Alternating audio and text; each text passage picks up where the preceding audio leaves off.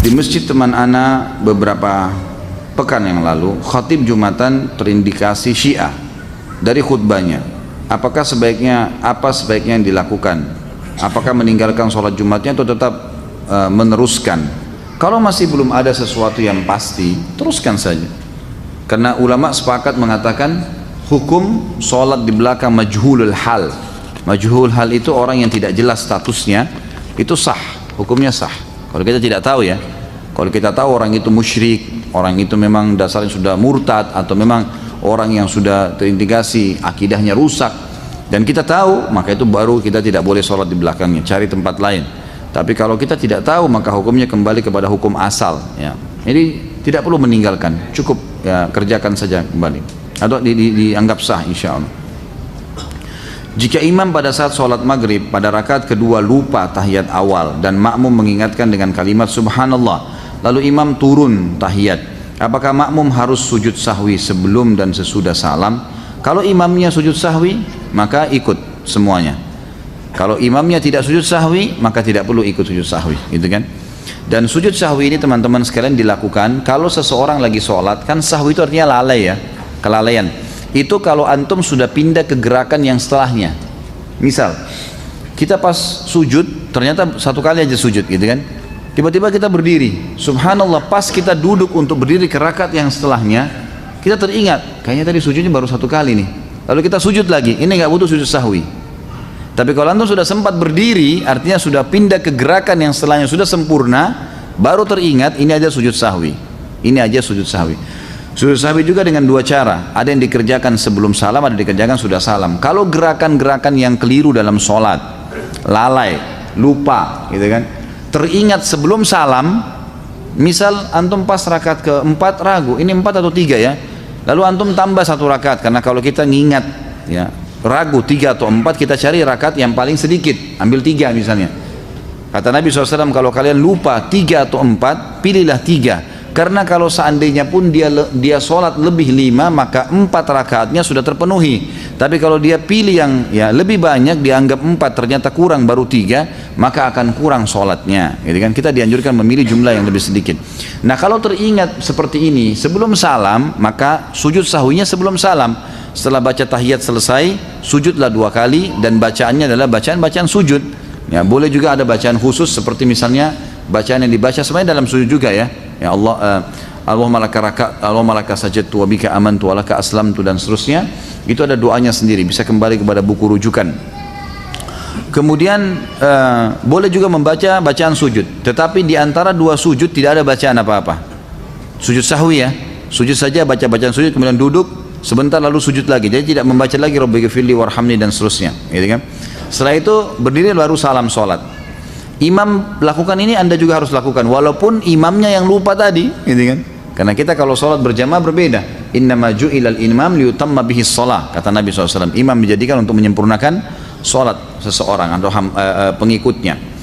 Kalau seandainya antum sudah bubar sholat, ini sudah selesai sholat, salam, begitu kita lagi zikir, ada di belakang kita tepuk, akhi, ukhti, kayaknya tadi rakaat anda ini kurang 1. Tadi kayaknya ikut sama saya ini, sama-sama saya masbuk 2 rakaat, anda juga tadi 2 rakaat, tapi kenapa anda cuma tambah 1 rakaat? Kita diingatkan, lalu kita ingat, oh begitu ya, baik, langsung berdiri pada saat itu, berdiri tambah 1 rakaat, lalu sampai salam, selesai salam baru sujud sahwi. Sujud sahwinya setelah salam, karena ingatnya juga setelah salam. Dan ini beranjak daripada hadis Bukhari, Nabi SAW pernah sholat asar 2 rakaat salam, maka para sahabat diam semua, nggak ada yang nyaut. Tapi mereka bimbang, kok jadi 2 rakaat asar nih, gitu kan? Sampai Nabi SAW berzikir, Nabi SAW tidak ingat rupanya, sampai berzikir, habis selesai zikir, tradisi Nabi SAW habis zikir langsung berdiri pergi ke pintu masjid, lalu menunggu sahabat-sahabat yang mengeluh atau yang menyampaikan apa sesuatu permintaan dan seterusnya. Ada satu sahabat mendekati mengatakan, ya Rasulullah, apakah turun wahyu? Ada wahyu baru turun mengubah asar jadi 4 menjadi 2, gitu kan? Atau anda lupa? Kata Nabi SAW, tidak ada wahyu turun dan saya tidak lupa. Nabi yakin sekali SAW dengan hikmah Allah tentunya ya, agar mengajarkan kepada kita bagaimana caranya kalau terjadi seperti ini. Maka Nabi SAW memegang tangan sahabat tersebut, mengajaknya masuk ke dalam masjid. Kebetulan sahabat-sahabat yang lain belum bubar. Maka kata Nabi SAW, benarkah yang orang ini katakan, kalau saya tadi cuma sholat 2 rakaat, serentak mengatakan benar ya Rasulullah. Maka beliau langsung menghadap kiblat, lalu beliau mengerjakan 2 rakaat sampai salam. Setelah salam baru beliau sujud sahwi, karena mengingatnya setelah salam. Pendapat yang paling kuat pada makmum membaca Al-Fatihah atau tidak di belakang imam, yang disepakati oleh para ulama, yang saya sebutkan dulu yang disepakati ya. Yang disepakati adalah kalau sholatnya sir, tidak ngerasin suara, seperti misalnya duhur, asar, kemudian rakaat ketiga maghrib dan 2 rakaat terakhir isya, gitu kan? Ini namanya sholat sir, kecilin suara. Maka wajib makmum membaca Al-Fatihah. Wajib makmum membaca Al-Fatihah, gitu kan? Kecuali dalam keadaan ini khilaf ulama, bagaimana kalau dia baru membaca Ar-Rahmanir Rahim, Maliki Yaumiddin, imamnya Allahu Akbar ruku. Apa yang dia harus lakukan? Jumhur ulama mengatakan ikuti imam, karena dia sudah berijtihad, dia sudah baca, gitu kan? Tapi tidak selesai, sama dengan orang masbuk, baru Allahu Akbar, imamnya kita baru baca 2 Al-Fatihah sudah ruku. Apa yang harus kita lakukan? Jumhur mengatakan ruku saja. Imam Syafi'i mengatakan tidak, harus dia baca, nggak bisa. Dan dia boleh ketinggalan untuk mengejar Al-Fatihah sampai 3 gerakan kalau dalam mazhab Syafi'iyah, gitu kan? 3 gerakan artinya ruku, sami'allahu hamidah, sampai sujud pertama. Nah itu dia boleh tetap menyelesaikan Al-Fatihahnya lalu dia mengejar imam, karena pentingnya masalah Al-Fatihah ini. Tapi kalau sholatnya jahar, ngerasin suara, subuh 2 rakaat pertama maghrib, gitu kan, 2 rakaat pertama isya, maka ini hukumnya jumhur mengatakan tidak ada bacaan bagi makmum, kecuali imam memberikan jeda waktu. Beranjak daripada hadis yang sahih bahwasanya Nabi SAW pernah mengatakan waladdallin amin, lalu tiba-tiba sahabat di belakang berlumba-lumba baca Al-Fatihah, jadi ada suara bergemuruh gitu, sehingga bacaan Nabi SAW, Nabi sendiri terganggu SAW, dan makmum juga tidak konsentrasi dengar bacaan ayatnya beliau. Beliau begitu salam lalu beliau mengatakan mali unazi', kenapa tadi saya diganggu dengan bacaan kalian? Kata perawi hadisnya, kalau saya tidak salah, Abdullah bin Umar radhiyallahu anhu berkata, mulai semenjak itu saya tidak pernah lagi membaca Al-Fatihah di belakang Nabi SAW kalau sholatnya jahar, kalau sholatnya ngerasin suara gitu. Ulama-ulama seperti Imam Syafi'i rahimahullah melihat bahwasanya orang yang membaca Al-Fatihah, baik sholatnya jahar, kerasin suara atau sir, itu wajib. Beranjak daripada hadis Nabi SAW yang berbunyi, tidak ada sholat bagi orang yang tidak membaca Al-Fatihah. Maka beliau tidak membedakan antara sholat berjamaah atau sholat sendiri. Ya, kalau sholat sendiri mutlak harus baca ya, tidak boleh sama sekali tinggalkan Al-Fatihah. Batal sholatnya kalau tinggalkan Al-Fatihah. Kalau sholat berjamaah, sebagaimana saya sebutkan tadi, khilaf diantara ulama itu. Imam Syafi'i semuanya, mau sholatnya jahar atau sir, semuanya harus membaca Al-Fatihah. Allahu alam, kalau kita simpulkan, kalau saya simpulkan dari pendapat-pendapat ulama ini, saya melihat kalau seandainya imamnya membaca Al-Fatihah dengan suara keras, jelas, ya, kita dengar ya, kita dengar. Seperti sekarang ada mic. Lain kalau mati lampu gelap, tidak kedengaran suara atau kita terlalu jauh dari imam, itu lain. Walaupun sholat jahar tetap wajib baca Al-Fatihah tuh, karena kita tidak dengar. Karena memang Allah berfirman, umumnya ulama berpegang pada ayat ini, a'udzubillahi minasyaitonirrajim, fa idza quri'al qur'anu fastami'u lahu wa ansitu. Kalau Al-Qur'an dibacakan, dengarkan baik-baik dan ya telitilah, jelihlah. Berarti kasusnya adalah kalau dengar. Kalau dengar kita nggak boleh berkata yang lain, gitu kan? Nah kalau imam sholat jahar, maghrib misalnya, tapi mati lampu, kita di saf ke-5 atau ke-6, ke-7 ke belakang, nggak dengar. Atau sholat di belakang perempuan, nggak dengar sama sekali. Mereka tetap baca Al-Fatihah, selama tidak dengar. Tapi kalau mereka dengar Al-Fatihah itu, seperti tadi imam kita Masya Allah membaca misalnya, kita dengar. Dan pada saat mengatakan waladdallin, kemudian semua mengatakan amin. Begitu selesai amin, imamnya baca langsung surah. Nah ini Allahu alam, yang lebih dekat pendapat ulama mengatakan tidak lagi baca Al-Fatihah. Kembali kepada hadis, ya, bacaan imam adalah bacaan makmum. Itu sudah ada hadis yang menjelaskan masalah itu. Tapi kalau imamnya jeli dan dia lebih faham masalah fikih menjadi imam, adalah setelah waladdallin amin, imamnya diam jeda 7 ayat Al-Fatihah. Maka pada saat itu makmum silakan baca, gitu kan? Dia membacanya. Jadi ini tinggal tergantung bagaimana kondisi imam memberikan dia kesempatan. Allahu a'lam. Ustaz, apakah boleh saf salat diisi oleh, mohon maaf, orang yang terkena Down syndrome. Secara fisik dia sudah balik, tetapi ketika sholat orang tersebut sering mendahului imam dan gerakan sholatnya tidak berurutan. Tentu kalau dia sengaja atau memang dia ada kelainan jiwa atau apa, ini sebaiknya memang di masjid itu ada tim khusus yang mengatur ya. Jadi orang-orang seperti ini kalaupun dalam kondisi dia tidak sadar, dia tidak tahu hukum, atau dia dalam kondisi gila misalnya, maka dia dibolehkan untuk keluar dari saf muslimin. Karena dia pun mengerjakan, dia bebas hukum, dia tidak ada taklif kan gitu. Tapi kalau memang dia hanya melakukannya karena tidak bisa tahan, karena memang masalahnya adalah sakit kakinya, dia akhirnya harus melakukan mendahului imam, maka solusinya kata ulama adalah dia boleh mengerjakan sholat sambil duduk. Cari inisiatif yang dia tidak mendahului imam. Karena kalau dia dahului imam tetap kena ancaman ya. Nabi SAW mengancam, siapa yang mendahului imam maka bisa saja Allah mengubah wajahnya menjadi wajah keledai. Hadis sahih riwayat Imam Ahmad masalah itu. Jadi sebagai ini ada pengurus masjid, dan saya sarankan pengurus masjid ini bisa lebih jeli melihat adanya orang-orang yang seperti ini, ada gangguan jiwa, ada orang yang sakit. Kalau di masjid-masjid di Saudi itu sudah biasa sekali kursi-kursi disiapin tuh. Di masjid itu banyak kursi. Jadi orang-orang tua yang tidak mampu untuk berdiri lama maka diambil kursi dan mereka sholat sambil duduk di saf. Itu sudah umum di Masjid Nabawi, di Masjid Haram itu banyak sekali. Ketika zikir setelah sholat, kemudian ada orang yang mengucapkan salam kepada kita lalu kita membalasnya sehingga zikir setelah sholat kita terpotong, apakah kita harus mengulangi zikir tersebut atau lanjutkan? Lanjutkan saja, tidak ada masalah. Nabi SAW pernah melakukan hal tersebut.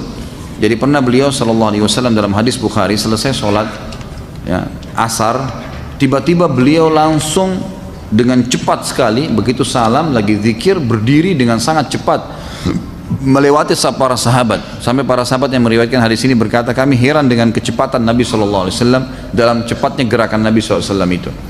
Maka setelah itu pun, setelah beberapa saat Nabi SAW balik lagi dan duduk lagi, berzikir lagi.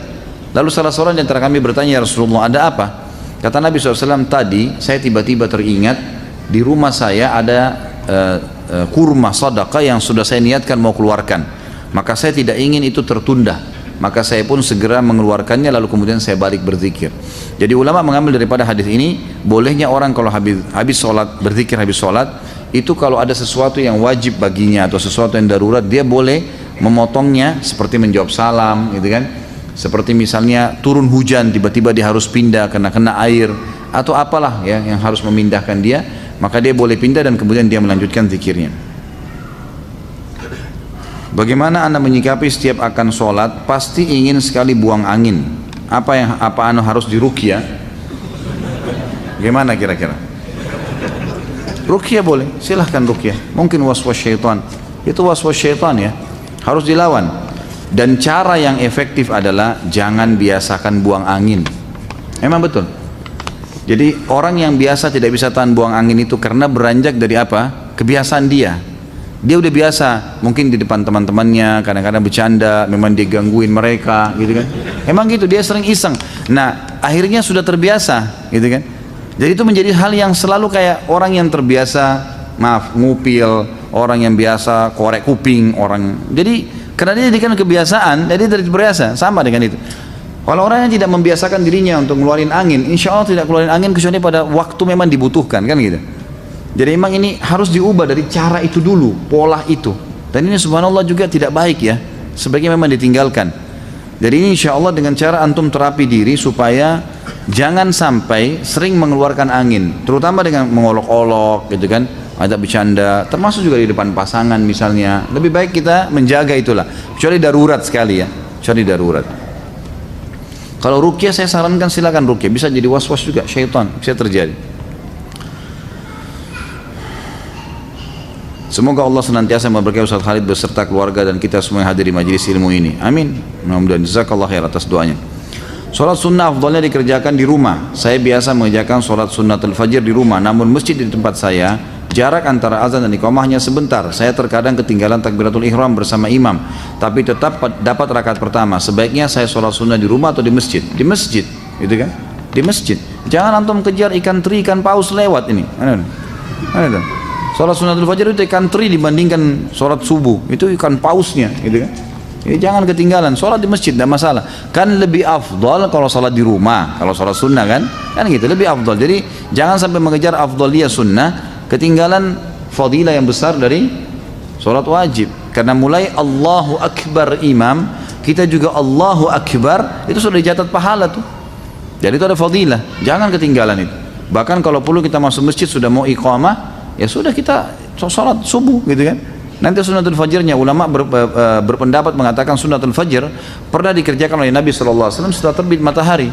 Itu dibolehkan bagi orang yang sudah rutin mengerjakannya. Kalau dia ketinggalan, sudah masuk masjid subuh, sudah iqamah, dia sholat subuh, kemudian nanti dia setelah terbit matahari sebelum duha, dia boleh mengerjakan sunnatul fajr yang ketinggalan itu.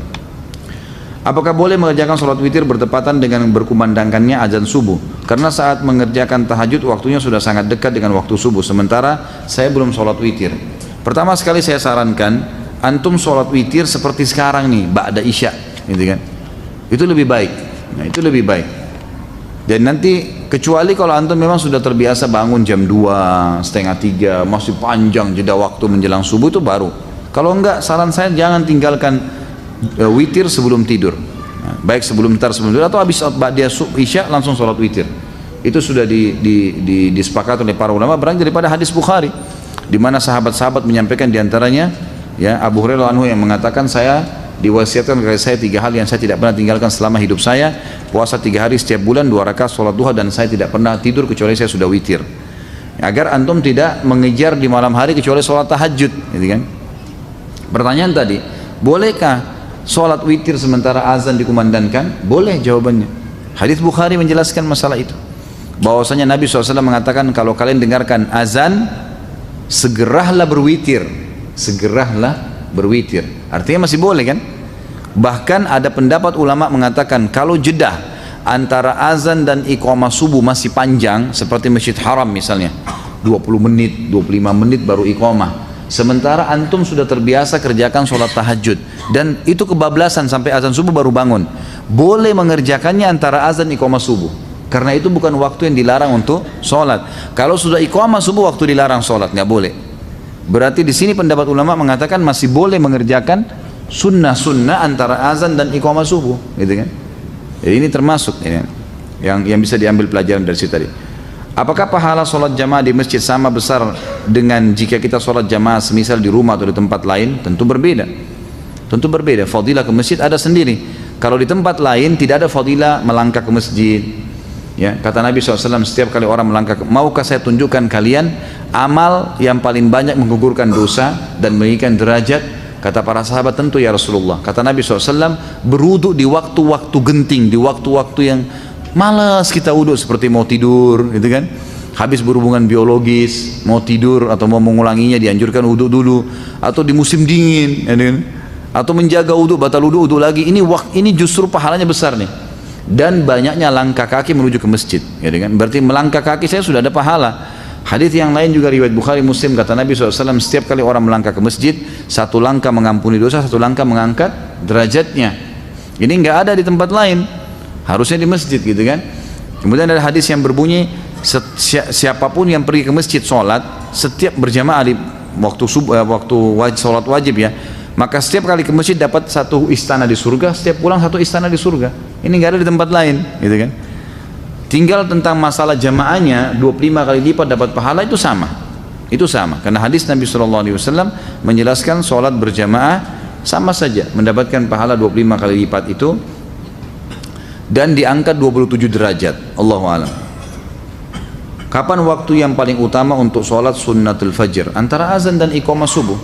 Antara azan dan iqamah subuh ya. Apakah ada bacaan atau doa yang diajarkan oleh Rasulullah SAW pada saat berwudu, seperti doa ketika membasuh muka, tangan dan lainnya? Yang saya tahu doa yang dibaca adalah pada saat mau mulai wudu, itu hadis Bukhari, membaca Bismillah pada saat mau memulainya, gitu kan? Bahkan Syekh Jibril mewajibkan masalah itu, mengatakan harusnya seseorang membaca Bismillah, beranjak daripada hadis, janganlah seseorang kalian bersuci kecuali sudah memulainya dengan basmalah, gitu kan? Kemudian nanti selesai wudu baru membaca 2 kalimat syahadat, beranjak daripada hadis Bukhari.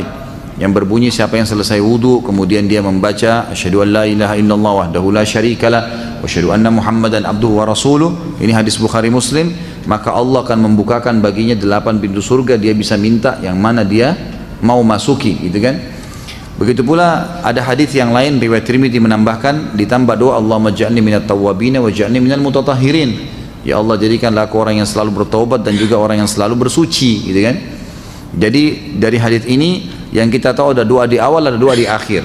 Kalau di pertengahan Allah alam saya tidak pernah dapatkan riwayatnya secara pribadi ya, saya pribadi. Jadi kalau anda mendapatkan riwayatnya silahkan anda amalkan, tapi saya pribadi belum pernah menemukan kecuali di awal dan akhir saja.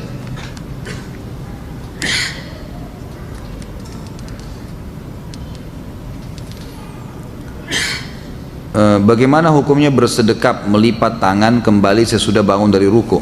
Tadi kan sudah saya jelaskan ya, boleh saja gitu kan? Bersedekap pada saat bangun dari ruku, sami Allah liman hamidah, saya sudah sebutkan tadi kan, khilaf diantara ulamanya. Jadi boleh kembali ke dada, boleh kembali ke sebelah paha kita.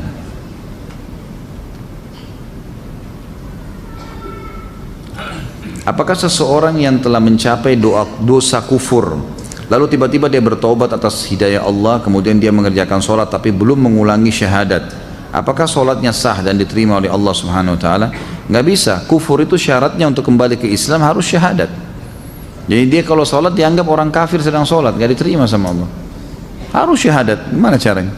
Itu syaratnya, karena dia sudah kufur. Saya pernah mendengar jamak suri. Apakah sholat dengan menjamak suri ini diperbolehkan? Apa ini jamak suri ini? Hah? Siapa yang bertanya nih? Saya nggak tahu nih apa jamak suri. Ada mati suri, ada jamak suri, ini macam-macam. Nanti ada nikah suri juga. Wah, begitu nikah semangat ya. Saya nggak tahu, maaf. Ya, saya minta maaf, saya nggak tahu nih maksud jamak suri itu apa. Apakah ada hukum had untuk orang yang meninggalkan sholat? Ada, jelas. Kalau dia meninggalkan secara malas, hukumnya had, dihukum. Dan Imam Syafi'i mengatakan tergantung pemerintahnya setempat, boleh memenjarahnya, boleh mencambuknya, gitu kan. Tapi yang jelas harus ditakzir. Takzir itu dihukum dengan berat dan tidak boleh dibiarkan ada di lingkungan kaum muslimin orang yang tidak sholat, wajib terutama ya. Jadi tidak boleh sama sekali. Apakah zikir setelah sholat boleh dikerjakan sambil berjalan keluar masjid karena ada keperluan? Boleh saja, nggak ada masalah. Tapi antum kehilangan ya, doa malaikat, karena hadis Nabi SAW, siapa yang habis selesai sholat tidak berdiri dari musallahnya, tidak berbicara dengan orang di sebelahnya, tidak membatalkan wudunya, sambil berzikir dia lagi duduk di situ, gitu kan. Dan ini saya sering sarankan para ikhwah yang hadir di pengajian saya, agar jangan pindah tempat pun, mundur ke belakang pun jangan, biarin di tempat situ saja, zikir dulu. Karena pekah sekali hadis ini ya. Siapa yang tidak pindah dari musallahnya, ya, tidak berdiri dari musallahnya, siapa yang tidak membatalkan wudu dan tidak berbicara dengan orang di sebelahnya, maka malaikat di atas kepalanya mendoakan, ya Allah ampuni dia, ya Allah rahmati dia, sampai dia melanggar 3 hal tadi. Ini kehilangan. Makanya para ulama mengatakan biasanya syaitan menghiasi ya, atau mengingatkan macam-macam pekerjaan kita sehingga kita terlewatkan dari doa malaikat ini. Maka jangan disia-siakan. Saya pernah zikir ikhwah dan akhwat sekalian, pelan-pelan sekali zikir habis sholat itu 7 menit maksimal, 7 menit, 8 menit itu sudah selesai. Jadi cuma syaitan yang membebankan kita itu. Bagaimana hukumnya sholat orang isbal? Apakah sah? Khilaf di antara ulama tentang sah atau tidaknya, gitu kan? Tapi yang jelas sudah pernah kita jelaskan di dalam dosa-dosa besar kita yang lalu ya, pernah ada penjelasan kalau ada hadis yang menjelaskan tidak sahnya atau disuruhnya mengulangi sholat orang yang tertutup mata kakinya oleh Nabi SAW, seseorang yang sedang datang. Bahkan Nabi SAW menyuruh mengulangi sama wudu-wudunya, wudu dan sholatnya. Waktu ditanya oleh para sahabat, kenapa ya Rasulullah? Kata Nabi SAW, karena mata kakinya tertutup. Ada yang melemahkan hadis ini, ada yang menghasankannya, gitu kan. Khilaf di antara ulama. Tapi kalau saya pribadi, saya berpegang pada pendapat yang mengatakan memang batal sholatnya ya. Apakah seorang laki-laki yang tidak sholat berjamaah di masjid berdosa? Kalau Imam Syafi'i mengatakan sholat berjamaah di masjid sunnah muakkadah, sangat ditekankan. Jadi kita tidak boleh menyalahkan juga orang-orang yang tidak ke masjid sholat. Misalnya umumnya di Indonesia ini banyak orang yang berpegang pada Syafi'iyah gitu kan. Tapi kalau jumhur ulama mengatakan tidak. Di antaranya Imam Ahmad sangat menekankan beranjak daripada hadis-hadis yang sahih, seperti misalnya hadis yang sahih kata Nabi SAW, saya ingin sekali ada orang yang mengikomahkan sholat lalu kemudian menggantikan saya jadi imam, lalu kemudian saya membawa obor dan saya membakar rumah orang-orang yang tidak pergi sholat berjamaah. Kemudian hadis sahih juga di mana Ibnu Ummul Maktum, muadzin Nabi SAW, matanya buta, dan beliau berkata, ya Rasulullah, rumah saya jauh dari masjid Anda, tidak ada yang memandu saya, buta, nggak ada yang pandu saya jalan, gelap, gitu kan. Dan di antara rumah saya dengan masjid banyak binatang buas bisa menerkam saya, padang pasir jauh. Apakah boleh saya sholat di rumah? Awalnya Nabi SAW mengatakan silakan sholat di rumah. Setelah itu subhanallah turun wahyu menyampaikan, Ibnu Ummul Maktum sudah mau keluar, Nabi SAW mengatakan panggil orang itu. Dipanggil kembali, kata Nabi, apa kau dengar dengan telingamu azan atas ma'un nida? Dia mengatakan iya ya Rasulullah. Kata Nabi, idzan ajib, kalau begitu jawab azan itu. Orang buta, nggak ada yang pandu, itu kan malah ditekankan.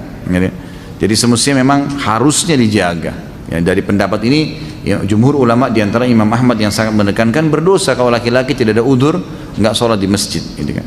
Ya kalaupun kita berpegang pada mazhab Syafi'iyah, kita mengatakan sunnah muakkadah, maka minimal antum kehilangan banyak sekali fadilah, pengangkatan derajat, pengampunan dosa, dapat istana di surga. Itu luar biasa, setiap pergi loh dapat satu istana, setiap pulang dapat istana. Ini bukan istana di Menteng atau di mana-mana, ini di surga, gitu kan. Hanya dengan ke masjid sholat, itu apa susahnya? Lawan tuh syaitan, jangan lemah terus. Manakah yang lebih utama bagi seorang perempuan, sholat di musola kantor atau pergi ke masjid? Musola boleh ya, kalau perempuan tidak ada masalah, di sebelah meja kerjanya boleh, nggak ada sesuatu penekanan. Kalau laki-laki yang dianjurkan ke masjid. Terkait dengan 10 Muharram, apa benar 10 Muharram itu lebarannya anak yatim? Apakah boleh mengkhususkan 10 Muharram untuk menggalang dana untuk anak yatim? Nggak pernah ada sunnahnya Nabi ini dikarang-karang saja, ini tidak ada sama sekali. Anak yatim itu kita dianjurkan untuk menyantuni sepanjang tahun, bukan 10 Muharram. Nggak ada dalil berhubungan dengan masalah itu. Waduh, ini tulisan indah, jadi saya tidak bisa baca. Dulu di Makassar, kami waktu masih kecil, kalau tulisan yang begini kita bilang tulisan indah, gitu kan. Saya nggak ngerti di Jakarta atau di daerah lain, Allahu a'lam. Apa faedah bagi orang yang mengerjakan sholat gerhana dan sholat syuruk? Kalau sholat gerhana memang anjuran Nabi SAW kan, hadis sahih riwayat Bukhari. Kata Nabi SAW, kalau kalian melihat gerhana maka sholatlah, bersedekahlah dan bertasbihlah, disuruh sampai Allah menghilangkan gerhana itu dari kalian. Jadi memang ada perintah dari Nabi SAW masalah itu. Tapi apakah dia dapat pahala, apakah dia dapat misalnya apa janji-janji, itu belum pernah kita temukan riwayatnya, Allahu a'lam. Tapi yang jelas dia dianjurkan untuk dilaksanakan perintah Nabi SAW, ibadah. Kalau sholat syuruk, hadis Nabi SAW, siapa yang sholat berjamaah di masjid, hadis sahih riwayat Hakim, siapa yang sholat berjamaah di masjid, ya, kemudian dia duduk berzikir sampai terbit matahari, kemudian dia sholat 2 rakaat setelah itu, ya, maka dia sama dengan pahala haji dan umroh, sempurna, gitu kan. Ini dikatakan oleh para ulama sholat syuruk. Di perusahaan saya sistem untuk sholat bergantian, sistem untuk sholat bergantian, tapi niat saya ingin sholat berjamaah tepat waktu. Apakah saya berdosa karena tidak sholat tepat waktu? Tidak dikatakan berdosa sebenarnya, karena masih ada pendapat ulama yang seperti tadi Imam Syafi'i mengatakan sunnah muakkadah. Saya tidak bisa mengatakan berdosa, gitu kan, tapi dia kehilangan fadilah yang sangat banyak, gitu.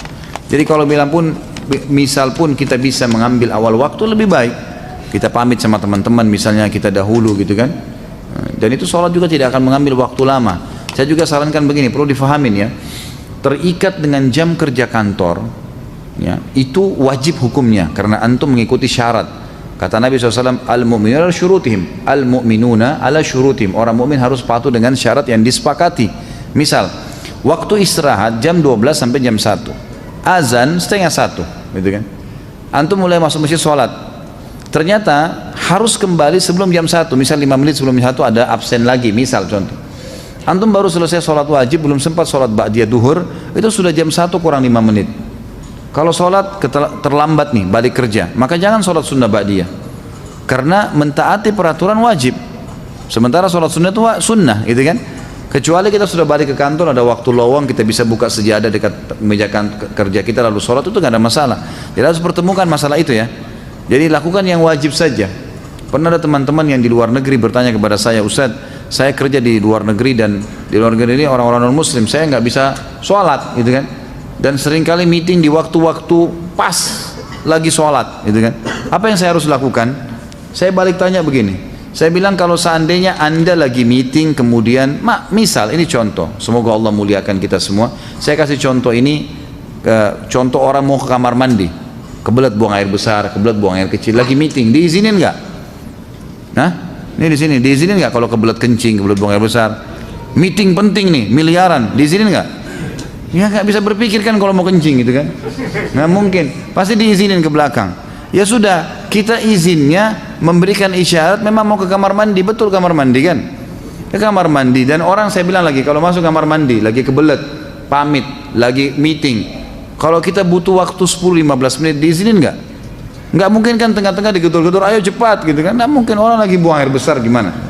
Dia harus selesaikan hajat, kalau nggak sakit perut. Maka berarti bisa dipakai itu untuk sholat tuh. Ini kalau darurat ya, sebab ada beberapa teman-teman yang pernah bertanya kalau salah dari Jepang, dari negara-negara yang memang tidak bisa mereka sholat, maka tidak ada juga musola. Bagaimana inisiatifnya? Ya saya sebagai dai harus bisa memberikan solusi nih. Kalau dia mau disuruh pulang, dia sudah terikat akad kerja di sana, maka caranya adalah kayak tadi, pamit ke kamar mandi, memang mau kamar mandi, uduk di sana, kemudian sholat, cari tempat yang bisa sholat di situ, mungkin di gang, mungkin di mana, ya apa boleh buat, harus sholat. Sholat dah, sholat wajib 5 menit, 10 menit maksimal, udah kembali lagi. Tapi nggak usah dibeberkan, saya mau sholat ya pamit, kemudian berantem kalau tidak disuruh sholat, susah. Anda sudah akad dengan orang kafir, gimana, nggak bisa gitu kan. Jadi ini namanya hiyal syari'iyah, harus kita mencari solusi secara syar'i yang memang kita tidak kehilangan pekerjaan dan juga tidak kehilangan ibadah itu. Apakah seorang muslim yang sebelumnya tidak rajin sholat bolong-bolong termasuk kafir? Apakah ia harus syahadat ulang dilihat dan dilihat oleh saksi maksudnya? Enggak tentu. Kalau dia jahdan ya, kalau dia bangkang, nggak ada sholat, nggak ada hukum sholat itu, saya nggak mau yakin, maka itu baru kufur, dia syahadat. Tapi kalau dia cuma malas-malas, nggak perlu, taubat kepada Allah sudah, sekarang tinggal sholat. Mana yang lebih baik apabila ada udzur berjamaah tapi menunda sholat atau akhir waktu, sendiri tapi di awal waktu? Tentu saja di awal waktu, walaupun sendiri, tentu saja di awal waktu. Masya Allah, ini belum saya baca ini. Hah? Jam berapa kita mau selesai? Masya Allah,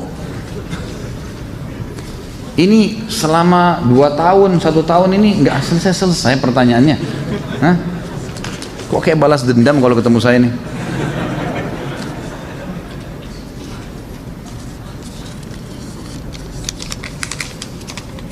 Jangan didorong.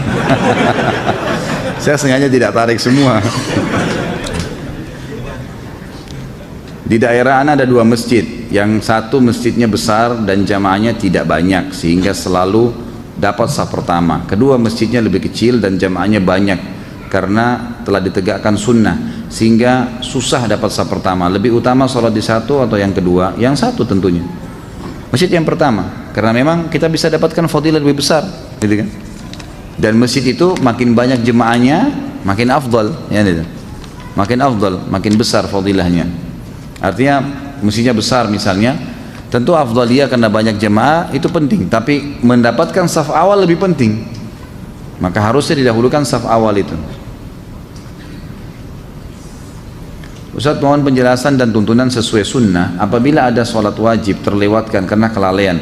Apakah seseorang yang meninggalkan sholat pada waktu yang ditentukan masih dapat mengerjakan sholat yang tertinggal itu di waktu sholat yang selanjutnya? Kalau dia lalai di sini dalam arti kata lupa, itu boleh dikerjain. Misal pas kita lagi sibuk, tersibukkan, semoga saja tidak terjadi ya, ada orang tersibukkan dengan urusan dunianya, kemudian azan asar baru dia sadar, oh ternyata saya belum sholat duhur nih gitu kan. Maka apa yang harus dia lakukan? Boleh dia sholat duhur? Boleh, nggak ada masalah. Tapi kalau dasarnya dia tahu nih duhur sudah masuk, dia nggak mau sholat, memang nggak mau dah, memang sudah nggak sholat. Begitu azan asar, temannya ajak, nih sholat yuk, kamu udah tahu belum ada hadis begini, tersentuh dia mau sholat. Tapi tadi dia sudah tinggalkan duhur secara sengaja, ini nggak boleh lagi dia sholat, karena sudah memang ditinggalkan secara sengaja sama dia. Saya pernah membaca sebuah hadis riwayat Ibnu Abbas radhiyallahu anhu yang menjelaskan tentang tidak bolehnya menahan pakaian pada saat sholat. Apakah hadis itu sahih? Apa maksud dari kata menahan pakaian? Mohon penjelasannya. Saya tidak tahu, maaf. Saya belum tahu sampai ke situ tentang masalah hadis menahan pakaian. Yang saya temukan malah hadis Abu Bakar radhiyallahu anhu yang sahih, di mana Abu Bakar berkata, ya Rasulullah, saya orang yang tidak bisa sholat kecuali saya menahan pakaian saya, karena kalau tidak dia melorot, gitu kan?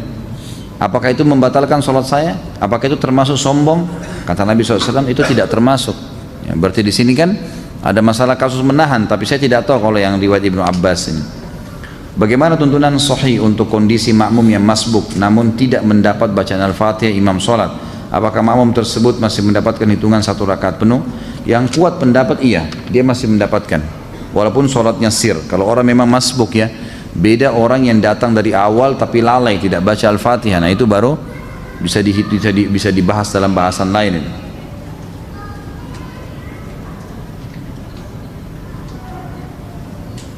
Setelah berhubungan suami istri, apakah boleh sholat wajib hanya dengan wudhu tanpa junub, tanpa mandi? Nggak boleh lah. Ini iseng aja bertanya. Wajib mandi junub ya akhi. Atau mungkin yang nanya masih bujang kali ini, belum punya pengalaman ya. Belajar dari Pak Yoyo ya. Kalau kita sholat berjamaah tapi kita ketinggalan sehingga bacaan Al-Fatihah tidak sampai selesai karena imam bacaan cepat, begitu juga sholat duhur, asar bacaan Al-Fatihah tidak selesai, apakah sholat kami sah? Sah insya Allah. Yang penting tadi kan sudah saya jelaskan ini, yang saya sudah jelaskan jangan ditanya lagi. Makanya pada saat ta'lim tadi jangan mengkhayal gitu ya. Jangan terulang-ulang nih. Jika kita terjebak macet di jalan, tidak bisa melaksanakan sholat asar, apakah boleh dijamak sama maghrib? Jika sholat maghrib juga ketinggalan, boleh lakukan di saat sholat isya. Tata caranya bagaimana? Yang pertama, sholat jamak itu hanya boleh dijamak antara duhur sama asar, tidak boleh yang lain. Maghrib sama isya, tidak boleh yang lain. Jadi nggak boleh asar sama maghrib, nggak bisa. Isya sama subuh nggak bisa, gitu kan? Subuh sama duhur nggak bisa. Memang duhur sama asar saja, maghrib sama isya saja. Itu kalaupun dijamak, gitu kan? Masalah kasus orang kena macet, maka hukumnya khilaf di antara ulama, apa yang harus dia lakukan? Yang terbaik adalah dia berhenti dia sholat di dekat situ, dimanapun, gitu kan, di jalan. Kayak kalau di jalan tol ada jalan alternatif di samping, dia bisa mampir di situ, dia sholat. Atau saya pernah lakukan, saya pernah mampir sholat di tempatnya teman-teman yang terima bayaran tol itu, gitu kan. Saya tanya dia, ternyata mereka sholatnya itu ada ruangan di situ. Kadang-kadang malah ada tangga ke bawah, gitu kan, ada musola di bawah itu. Maka bisa kita mampir sholat, jadi kita bisa mampirkan mobil lalu sholat di situ. Itu yang paling baik. Atau bawa sejadah di mobil disiapin, gitu kan? Itu boleh. Ada sebagian ulama yang menarik bolehnya sholat di mobil kalau dalam keadaan darurat sekali, sama hukumnya dengan orang sholat di pesawat, di kereta api. Kalau emang kita terjebak di satu tempat, lagi ada peperangan, lagi ada macet total, emang nggak bisa ditinggalin mobil, orang jalan-jalan sedikit-sedikit, ini nggak bisa. Maka daripada kehilangan waktu, lebih baik dia sholat sambil duduk. Tapi ini tidak diprioritaskan. Prioritaskan adalah mampir. Ya, itu. Apakah ada riwayat sholat saat Nabi SAW mengimami para nabi? Itu disebutkan oleh para ulama berhubungan dengan masalah kasus Isra Mi'raj ya. Bisa kembali lebih jauh ke ceramah saya sebutkan riwayatnya di ceramah tentang Isra Mi'raj itu. Apakah Nabi SAW pernah melakukan sholat tasbih? Kalau pernah, bagaimana tata cara dan bacaan sholat tasbih Nabi SAW? Kalau Nabi sendiri pernah kerjakan, Allahu a'lam, tidak ada riwayat masalah itu. Tapi umumnya semua yang disebutkan oleh Nabi SAW, kata ulama disepakati pastinya Nabi SAW sudah mengaplikasikan terlebih dahulu. Karena Allah sudah menjelaskan dalam Al-Quran, kabura maqtan indallah yang taqulu ma la tafa'alun. Sungguh berat di sisi Allah kalau kalian mengucapkan tidak mengamalkannya. Sementara Nabi SAW adalah panutan, pasti beliau sudah amalkan. Tapi hadis tentang sholat tasbih dihasankan oleh para ulama dan boleh dilakukan, itu beranjak daripada perkataan Nabi kepada pamannya Abbas radhiyallahu anhu. Nabi SAW mengatakan, wahai paman, kalau kau diluangkan waktu oleh Allah, kerjakanlah setiap hari sekali. Kalau kau tidak bisa, maka sepekan sekali. Kalau kau tidak bisa, maka sebulan sekali. Kalau kau tidak bisa, setahun sekali. Kalau kau tidak bisa, kerjakanlah sekali seumur hidupmu. Maka kerjakanlah 2 rakaat sholat. Ada riwayatnya mengatakan 4 rakaat sholat. di setiap sholat begitu kamu takbir paman ucapkanlah subhanallah alhamdulillah wa la ilaha illallah wallahu akbar sebanyak 15 kali. Kemudian bacalah setelah itu iftitah, baca al-fatihah, baca surah. Kemudian pada saat ruku, sebelum baca 2 ruku membaca 10 kali tasbih tadi. Kemudian 2 ruku, kemudian bangun dari ruku sami Allah liman hamidah i'tidal, baca dulu tasbih 10 kali, kemudian baru baca 2 i'tidal. Sujud juga begitu. Pada saat sujud maka baca dulu 10 kali, baru kemudian baca 2 sujud. Duduk di antara 2 sujud baca 10 kali lagi tasbih, kemudian baru membaca doa di antara 2 sujud, lalu sujud baca lagi tasbih 10 kali, kemudian baca 2 sujud, lalu kemudian sebelum berdiri ke rakaat kedua duduk dulu baca 10 kali. Nah, jadi kurang lebih ada 75 kali bacaan dalam satu kali atau satu rakaat. Selebihnya seperti sholat biasa. Saat kita masuk sholat id 1 rakaat, saat menyempurnakan rakaat berikutnya berapa kali takbir yang harus kita lakukan? Ikuti rakaat yang sedang Anda ada. Jadi misal kita masbuk nih sholat id, dia sudah rakaat kedua imamnya, kita ikut. Tadinya dia takbir imamnya 5 kali gitu kan, karena dia rakaat kedua, kita kan ikut imam juga takbir 5 kali, kita nggak mungkin takbir 7 kali. Rakaat kedua kita juga takbir 5 kali, sama saja, karena kita mengikuti imam di rakaat pertama tadi, dia sudah ke rakaat kedua. Seperti kita kalau lagi sholat umumnya, sholat lain, kita ikut imam sudah rakaat ketiga misalnya di sholat maghrib, imam kan tahiyat pertama, tahiyat terakhir kan, kita juga harus tahiyat kan gitu. Di rakaat kedua setelah imam salam, kita rakaat kedua harus tahiyat juga kan gitu. Seperti itu caranya. Jadi tetap mengikuti kondisi imam. Bolehkah bermakmum dengan imam yang isbal? Sudah tadi ya. Apa hukumnya jika sudah terlanjur sholat? Dan apa saran Ustadz ketika ini sudah masalah isbal tadi ya. Baik.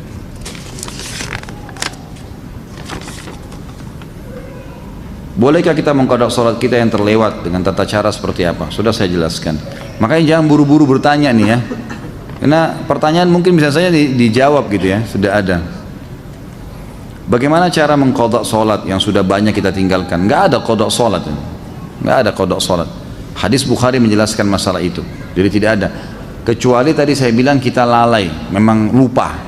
Tapi kalau 5 tahun nggak sholat, sekarang taubat, apakah harus mengqadha sholatnya 5 tahun? Nggak pernah ada dalil berhubungan dengan masalah itu. Hadis Bukhari menjelaskan bahwa ada seorang wanita datang kepada Aisyah radhiyallahu anha dan berkata, wahai Aisyah, kenapa kita disuruh mengqadha puasa dan tidak disuruh mengqadha sholat? Maka Aisyah sempat marah sama orang tersebut, lalu sambil berkata, aharuriyun anti? Apa kau dari wilayah Haruri? Haruri ini wilayah di Irak, sebuah wilayah di Irak dipenuhi dengan kaum Khawarij. Khawarij ini suka menghakimi sesuatu secara zahir. Misal, perangilah orang-orang kafir, berarti semua kafir termasuk tetangga, nggak bisa hidup sama kaum Khawarij, disiksa semua, gitu kan? Ambil secara zahir hukum, gitu kan? Jadi seperti itu. Maka mereka juga mengatakan orang kalau taubat pernah 50 tahun tidak sholat harus qadha 50 tahun tuh, gitu kan? Maka kata perempuan tersebut, saya bukan dari Hawari, tapi saya mau tanya. Kata Aisyah radhiyallahu anha, begitulah Nabi SAW memerintahkan kami disuruh mengqadha puasa dan tidak mengqadha sholat. Artinya tidak ada qadha sholat memang bagi orang yang memang lalai sebelumnya. Bolehkah menggabungkan 2 niat sholat sunnah ibadah sunnah lain dengan cukup melakukan 1 kali saja? Contoh sholat sunnah di masjid digabung dengan sholat qabliyah. Saya pernah tanya ini kepada Syekh Abu Bakar Jazair rahimahullah di Masjid Nabawi, dan saya pernah tanyakan juga kepada beberapa ulama yang lain. Maka jawabannya dibolehkan kalau sunnah sama sunnah. Kalau wajib sama sunnah nggak boleh, gitu kan? Artinya orang masuk dalam masjid, dia sholat tahiyat masjid dan juga dia bisa niatkan untuk qabliyahnya, sama dengan orang sholat, sama dengan orang puasa Syawal 6 hari dengan puasa Senin Kamis yang bertepatan dengan Senin Kamisnya. Maka selama sunnah sama sunnah dibolehkan, tapi tidak boleh sunnah sama wajib. Nggak boleh misalnya bayar utang Ramadan digabung dengan puasa Senin, gitu kan? Maka itu tidak dilakukan, itu tidak boleh digabung. Sebagaimana tidak boleh gabung antara qabliyah duhur dengan duhurnya. Saya sering melihat orang bergeser dari tempat awal melaksanakan sholat fardu pada saat akan melakukan sholat sunnah ba'diyah. Apakah ini merupakan adab sholat sunnah ba'diyah? Bukan, tetapi ada hadis yang berbunyi semua tempat yang dipakai sholat akan menjadi saksi pada hari kiamat. Maka dianjurkan seseorang untuk pindah tempat ya. Di kantor Anas selesai sholat duhur ada ustadz yang tidak zikir tapi langsung berdiri kultum, isinya mengajak jamaah zikir-zikir bid'ah.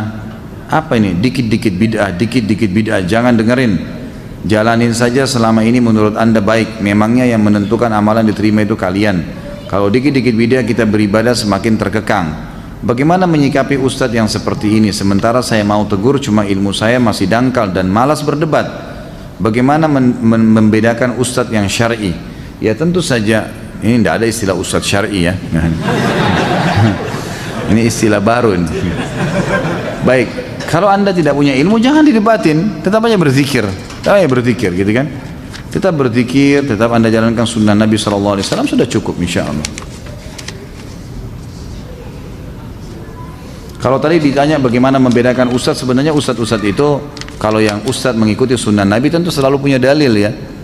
Ini perkataan ini firman Allah dalam surah ini kata Nabi SAW. Jadi tidak pernah dari dia, tidak ada pendapat pribadi. Jadi, umumnya maaf, saya bukan mengatakan pengajian kita ini secara khusus, tapi di sini juga tadi anda dengar setiap kali sampaikan sesuatu bisa kita sampaikan ada dalilnya. Ini loh hadisnya, ini loh ayatnya, gitu kan? Jadi punya panduan, jadi bukan karangan-karangan dari kita sendiri. Bagaimana posisi tahiyat akhir untuk sholat 2 rakaat? Ini sudah kita jelaskan tadi.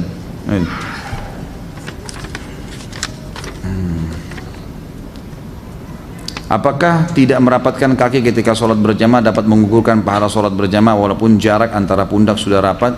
Tentu tidak, tapi membuat syaitan masuk dan membuat tidak khusyuk. Itu, jadi tidak menggugurkan sholat. Karena ana ada udur di mana kalau jari kaki bersenggolan dengan benda-benda, dalam hal ini jari kaki saudara di sebelah, merasa risih sebab ana pernah ada riwayat operasi penyakit saraf tulang belakang sehingga jari-jari kaki menjadi sensitif. Dan apakah termasuk isbal jika ana menggunakan kaos kaki ketika sholat berjamaah? Karena dengan menggunakan kaos kaki ana merasa lebih nyaman dari gesekan karpet, dari bersentuhan dengan jari orang lain. Ana jadi khawatir terhadap ikhwan kita yang seolah-olah terus ingin mengejar jari kaki saya atau jari kaki saudara di sebelahnya, karena ditakutkan malah akan menjadikan sholatnya menjadi tidak khusyuk ya. Baik, tentu saja kalau anda punya udzur syar'i ya lakukan pakai kaos kaki, dan itu bukan isbal. Isbal itu adalah pakaian dari atas ke bawah, mengulurkan pakaian dari atas ke bawah. Kalau dari bawah ke atas enggak. Kaos kaki maksudnya itu tidak. Tapi kalau kita memang dari atas kita pakai ya, atau kita pakai kemudian dia terulur seperti celana, baju, itu semua baru masuk. Hadis Nabi SAW yang berbunyi isbal itu di imamah ya, di pakaian ya, celana, itu masuk dalam isbal gitu. Dikarenakan saat ini waktu subuh 4.15, apakah boleh kita ketika kita terlambat bangun, misal jam 5, kita melakukan sholat sunnah 2 rakaat sebelum subuh? Tentu tidak boleh. Kalau sudah iqamah subuh nggak boleh lagi. Anda kerjakan nanti setelah terbit matahari. Apa pahalanya kalau kita mengislamkan seseorang? Oh, ini tidak sesuai dengan tema. Dapat pahala lah tentunya ya, selama dia berbuat kebaikan, selama dia mempelajari agama, insya Allah anda dapat pahalanya. Dan hadis Nabi SAW kepada Ali bin Abi Thalib pada saat perang Khaybar, gitu kan, hai Ali, jalanlah dengan tenang menuju ke mereka, ke orang-orang Yahudi itu, lalu tawarkan mereka Islam. Kalau mereka nolak, tawarkan mereka jizyah. Kalau mereka nolak, tawarkan mereka untuk ya perang, gitu kan. Dan ingatlah Ali, kalau ada satu orang yang sempat mendapatkan hidayah karena kamu, maka itu lebih baik daripada humurun ni'am. Humurun ni'am ini adalah bisa diterjemahkan dengan unta betina merah yang besar, atau nikmat yang terbesar yang sedang dimiliki oleh seseorang. Apakah bergerak 3 kali dalam keadaan sholatnya batal, seperti garuk-garuk misalnya? Kalau Imam Syafi'i mengatakan batal kalau lebih dari 3 kali, jadi tidak dibolehkan lebih dari 3 kali. Tapi jumhur ulama mengatakan tetap tidak batal kalau memang orang itu punya udzur, memang harus dia lakukan.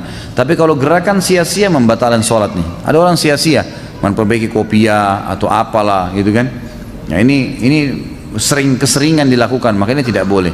Tapi kalau darurat memang harus menggaruk, memang gatal sekali, itu tidak ada masalah insya Allah. Apakah boleh sholat wajib sambil duduk seperti kita perjalanan jauh dalam bus, pesawat yang memakan waktu 12 jam? Tentu saja boleh, tidak ada masalah. Apakah dalam Islam mengenal zaman purba dan zaman dinosaurus? Apakah ini suatu berita bohong, Ustaz? Allahu a'lam. Ini kok kelepasan masuk ini.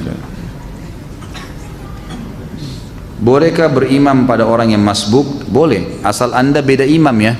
Jadi misal gini, ada dua orang masuk masbuk nih, orang lagi berjamaah, sama-sama masbuk 1 rakaat. Kita satu imam nih. Begitu salam imam kan masing-masing nambah rakaat yang masbuk ya, yang kehilangan 1 rakaat. Ini nggak boleh lagi jadi makmum satu sama yang lain. Karena ada orang begitu tuh, karena sudah satu imam. Yang boleh kalau beda imam. Misal kita berdiri, kita masuk satu rakaat, ada orang yang telat masuk, maka dia tepuk pundak kita, itu boleh, nggak ada masalah. Tapi tidak boleh menjadi memiliki dua imam dalam satu sholat. Bila imam salah dalam baca Al-Fatihah, karena kan sholat tidak sah, apakah kita harus ulang di rumah atau bagaimana? Tentu saja tidak ya. Salahnya tergantung, salahnya kenapa? Kalau emang salahnya fatal dan sudah diingatkan tidak mau, maka batal sholatnya. Bukan di rumah, diulangin di situ, gitu kan? Tapi kalau emang dia lupa, kemudian diingatkan, atau mungkin ada kesalahan tajwid yang diingatkan lalu dia tidak lakukan, maka tetap sah saja. Beranjak daripada hadis Nabi SAW yang sahih yang berbunyi, kalau kalian sholat dengan imam, kalau imam benar dia akan panen pahala kalian, dan kalian akan dapat pahala kalian masing-masing, dan kalau dia salah, dia akan berdosa dihukum sama Allah, dan sholat kalian benar. Sholat kalian benar. Apakah boleh sholat Jumat di dalam kereta api? Soalnya saya pernah melihatnya ketika saya dalam perjalanan menuju kampung halaman. Musafir nggak ada Jumat baginya, nggak usah sholat Jumat gitu kan. Kalau musafir nggak usah sholat duhur asar, di jamak saja. Setelah sholat hajat, petunjuk dari Allah itu berupa apa? Nggak ada sholat hajat ini. Yang ada sholat istikharah. Sholat hajat setahu saya tidak ada hadisnya, lemah sekali, bahkan ada hadis yang palsu gitu kan. Jadi yang ada adalah sholat istikharah. Istikharah sama sebenarnya ya, karena kita meminta petunjuk dari Allah SWT. Itu ada hadis sahihnya. Tentang tawakal, pertanyaan Ibnu Rajab rahimahullah bahwa tidak ada yang memberi, menghalangi, mendatangkan bahaya dan mendatangkan manfaat kecuali Allah semata. Hadis di atas sahihkah? Saya tidak tahu ya. Baik, dua pertanyaan lagi ya. Sabar yang sudah lipat-lipat tasnya. Apakah seorang muslim meninggalkan sholat termasuk golongan orang munafik? Tidak bisa kita katakan munafik, tapi ada ciri kemunafikan padanya. Karena orang munafik meninggalkan sholat atau berdiri sholat dengan malas. Di mana batasan seorang muslim dikatakan kafir? Apabila dilihat dari hadis riwayat Tirmidzi, An-Nasai dan Ibnu Majah menyebutkan sabda Nabi SAW, perjanjian antara kami dan mereka orang kafir adalah sholat. Karena barang siapa yang meninggalkannya maka sungguh dia telah kafir. Yang dimaksud di sini adalah perilakunya perilaku kafir, meninggalkan sholat. Makanya ulama masih rincikan, meninggalkan sholat secara jahdan tadi, membangkang baru kufur, gitu kan? Harus syahadat. Tapi kalau dia cuma malas-malas tidak masuk. Ibnu Umar menjelaskan makna daripada hadis ini adalah kalau dia cuma malas-malasan, dia mendapatkan dosa kufur tapi tidak sampai pada kufur. Kufrun duna kufrin istilahnya, gitu kan? Apakah sutra atau pembatas bagi yang masbuk telah terputus dari imam apabila sholat berjamaah telah selesai? Jawabannya iya. Jadi dia sudah sendiri karena sudah selesai dari imam. Bagaimana posisi duduk tasyahud akhir untuk sholat sunnah 2 rakaat? Sudah saya jelaskan tadi. Haruskah mengepalkan tangan pada saat berdiri naik ke rakaat berikutnya? Kan sudah saya jelaskan semua tadi. Jawabannya iya, disunnahkan mengepalkan.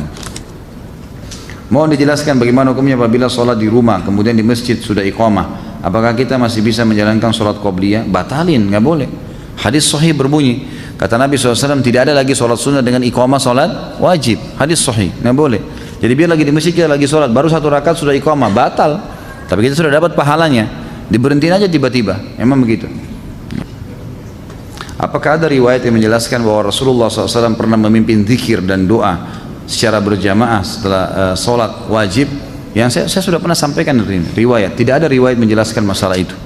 Yang ada adalah Nabi SAW membaca zikir, dan Ibnu Umar berkata, saya mengetahui kalau sholat sudah selesai di masjid Nabi SAW kalau saya mendengarkan suara zikir Nabi SAW dan para sahabat, dan mereka baca masing-masing.